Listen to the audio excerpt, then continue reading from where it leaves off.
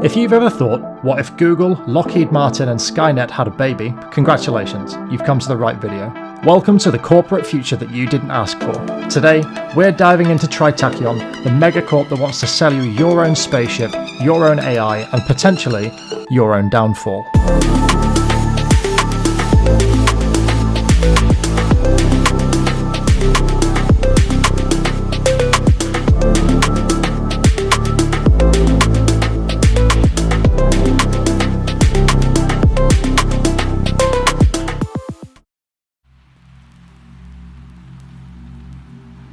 In the far reaches of the sector, after the collapse of the old domain gate system, one name looms larger than most: Tri-Tachyon. Once a titan of science and commerce, Tri-Tachyon held the secrets of autonomous AI, exotic power devices and warp drive technology.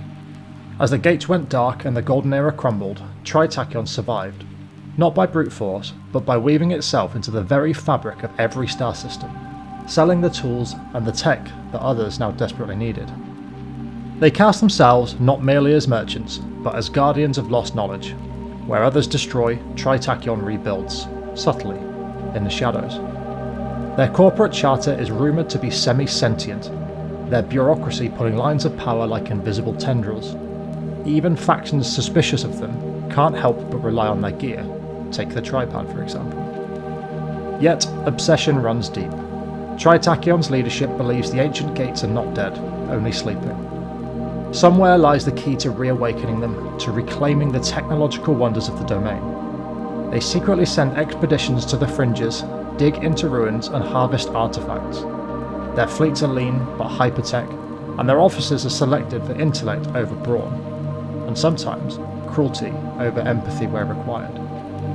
And so the story continues, a faceless, cold megacorp, equal parts scholar, profiteer and conspirator, shaping the sector not through conquest, but through the quiet power of dependency, while quietly seeking the path back to a vanished age.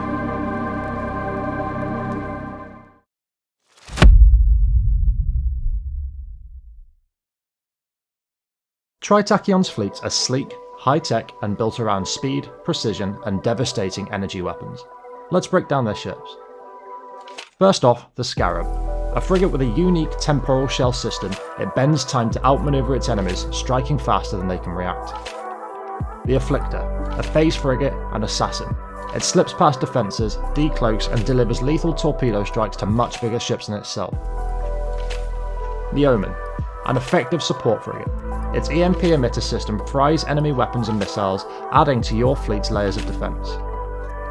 The Shade, another phase frigate but specialised in disruption. It disables enemy shields and systems, opening them up to attack. The Brawler, the Tri-Tachyon version. A corporate refit of the rugged Brawler, faster with high-tech energy weapons.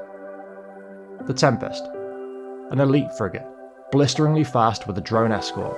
It dominates duels and runs circles around slower ships. Now, the Hyperion, the crown jewel of the frigates. It teleports across the battlefield, performing surgical strikes while punching well above its weight. Now, let's move into the destroyer line. First off, the Medusa, a staple destroyer, fast, tough and adaptable. It balances mobility with heavy energy firepower. The Shrike, a glass cannon destroyer. It dives in for aggressive strikes but can burn out quickly if it's overextended. Last but not least, the Harbinger, a phase destroyer with disabling strikes. Its ship system temporarily disables enemy systems, leaving them helpless while your fleet tears them apart. And now, we'll look at the cruisers. The Aurora, a versatile heavy cruiser, it blends speed, defense and heavy firepower, making it a flagship of the Tri-Tachyon fleets. The Fury, a fast cruiser designed for flanking. It rushes into the enemy's weak points and applies pressure where the enemy least expects it. The Doom, the infamous phase cruiser. It lays minefields while phased, ambushing fleets and punishing anything that strays too close. And finally, the capital ships, Tri-Tachyon's biggest guns. First off, the Odyssey, a fast capital ship, part battleship, part carrier.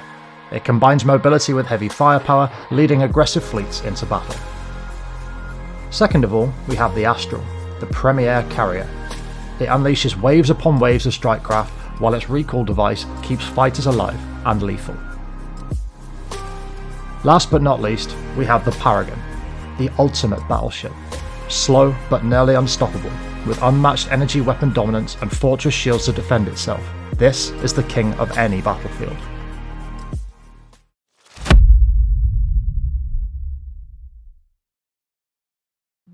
So here we are with our Tri-Tachyon weapon tier list. I'm not going to go too in depth today because I've got to do this in about 2 minutes for the video, but here you can see a full list of all the weapons that I did use on my playthrough and where I have ranked them. I'm just going to talk about some outliers. So the Light Needler, absolutely giga good. Use that as much as you can. Anytime you get a ballistic slot that is a small fast ship, get a Light Needler on it. Same for the Heavy Needler, put it on a cruiser, amazing. Tac lasers, really good to keep pressure on, worth keeping.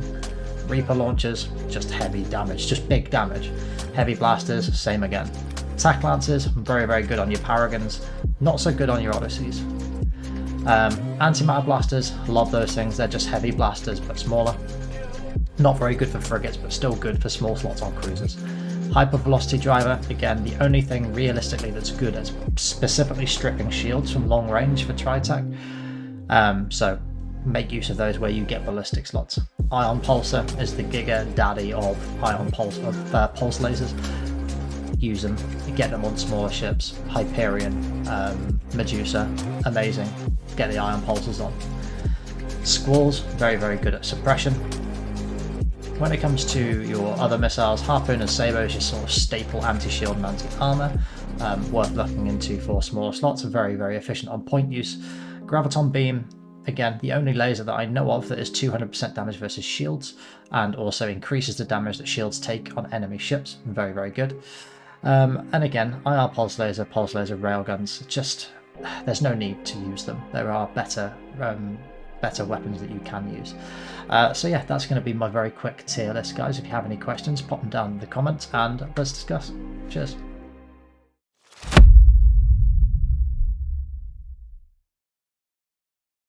Here we are, guys, at the Tri-Tachyon wings tier list. This contains all of the wings that Tri-Tachyon are available to use.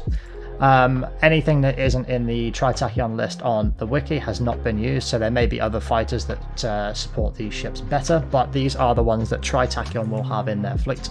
First of all, we have the Xiphos. It has an ion beam and a PD laser. It can disrupt enemy ships, fighters and missiles, making the Xiphos quite a top tier fighter wing overall. Next we have the Wasp. Extremely fast, extremely annoying, and does a surprising amount of damage to capitals. Honestly, try these things in an Astral. You will not be disappointed. Then, down a tier in A, we have the Claw. This is the Ion Cannon Wing. It's great to counter low-tech fleets with no shields, and provides an opportunity for your bombers to do massive damage.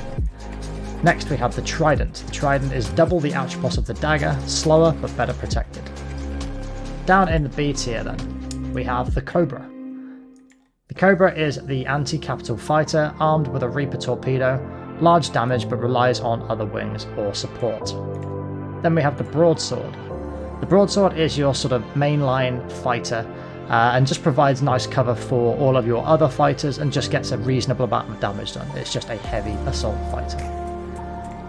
Then we have the Longbow, fast, survivable and has point defense. Paired with other wings, it's great for disrupting enemies before your torpedoes hit from your other bombers. And then down in the C tier we have the Dagger. Personally, I don't like the Dagger. This might be controversial, I don't know. But all I know is it does pair well with the Longbow because they have similar travel speeds, but it does suffer with survivability and it only has one single Atropos torpedo. So yeah, that's it. We've wrapped up the Tri-Tachyon wings tier list. Again, if you have any discussion on this, let me know in the comments. I'd be happy to hear it. Cheers, guys.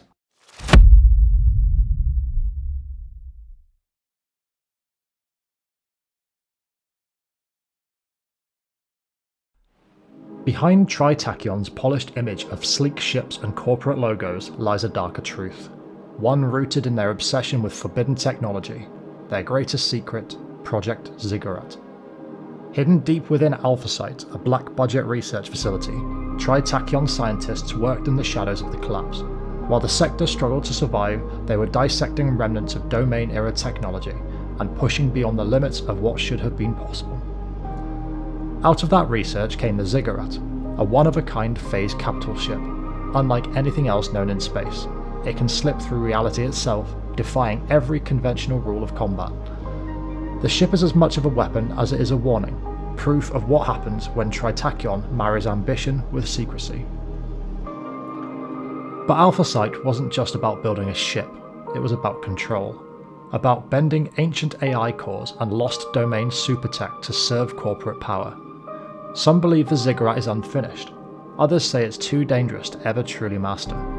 Either way, its existence is the clearest window into the heart of Tri-Tachyon, willing to risk this sector itself if it means staying one step ahead of competition. And so, the legacy of Tri-Tachyon is more than just fast ships and cutting-edge weapons.